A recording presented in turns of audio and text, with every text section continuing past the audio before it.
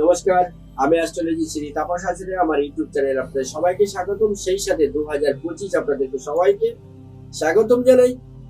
সেই সাথে মকর রাশির জাতক বা জাতিকাদের 2025 জানুয়ারি মাস কতটা সফলতার সাথে আপনারা চলবেন।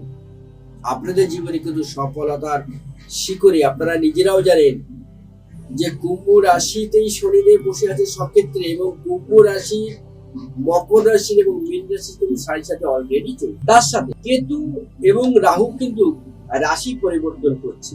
এই সময় কিন্তু আপনাদের টালমাটাল পরিস্থিতি হতে পারে।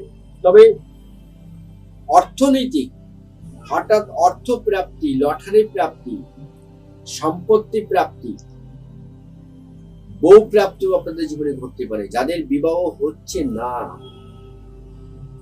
যাদের একাধিক সম্পর্কের সাথে জড়িয়ে আছেন, সিদ্ধান্ত নিতে পারছেন না, এবার আপনারা সিদ্ধান্ত নিতে পারবেন।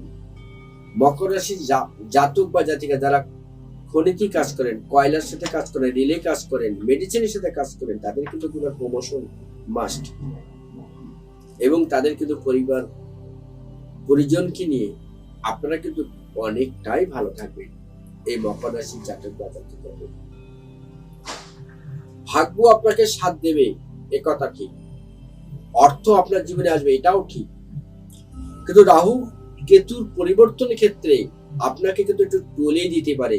সিদ্ধান্ত কিন্তু আপনার, কারণ আপনার ভিতরে শত্রুতা বৃদ্ধি পাবে, এবং আপনার পরিবারে, আপনাদের সম্পর্কের ভিতরে, আপনার কর্মের জায়গার ভিতরে তৃতীয় পার্সন কিন্তু প্রবেশ করতে পারে।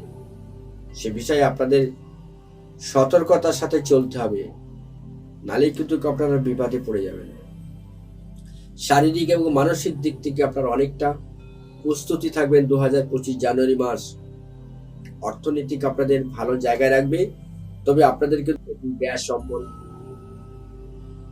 নার্ভের সমস্যায় আপনারা কিন্তু একটু ভুগতে পারেন। এই বিষয়ে আপনারা ডাক্তারের সাথে কনসাল্ট করে তবেই থাকবেন। আজকে এই পর্যন্ত, ভালো থাকুন, নমস্কার।